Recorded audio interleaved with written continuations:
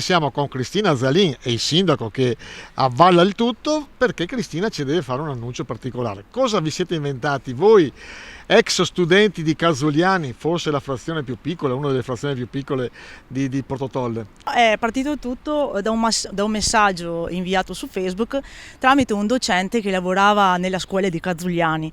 Ha inviato un messaggio su Facebook e quindi alcuni ragazzi che naturalmente erano all'interno della scuola come me hanno ricepito il messaggio e ci ha chiesto una collaborazione e quindi di organizzare un piccolo aperitivo a Casugliani per ritrovarci, piccolo, non tanto piccolo perché poi ci troveremo una sessantina di persone più o meno.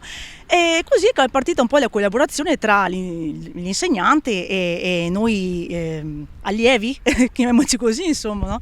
E noi allievi abbiamo deciso naturalmente di contattarci tra di noi, e dopo c'è stato qualcuno che magari ha avuto l'idea di dire magari organizziamo l'aperitivo nel bar storico di Casugliani, e altri magari alunni hanno sentito altri docenti per avere la possibilità quindi di trovarci e rispolverare un po' il passato insieme. Quindi il nostro appuntamento è l'11 di settembre alle ore 12 nel bar di Michela. Sindaco, voi come amministrazione cercate di seguire le tante frazioni che ci sono nel vostro territorio e purtroppo si stanno spopolando sempre di più.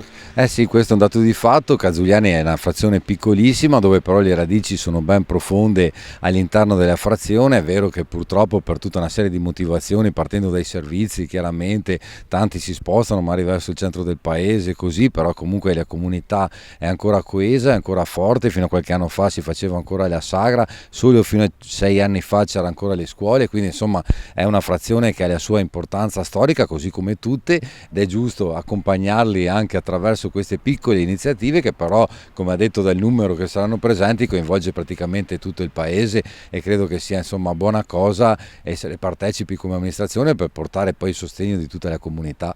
E quindi ci sarà anche lei, sindaco? Ma sicuramente di aperitivo a Casugliani è obbligatorio. Quindi ripetiamo da Cristina che sarà il giorno 11 settembre alle ore 12 presso il bar storico di Casugliani di Michela, e vorrei fare un ringraziamento che prima mi sono dimenticata, tutto questo grazie a Gabriele Fozzati, che sarebbe questo vostro... e sarebbe il nostro docente che naturalmente era alle scuole medie di Casugliani. Perfetto. Tutto nato da lui.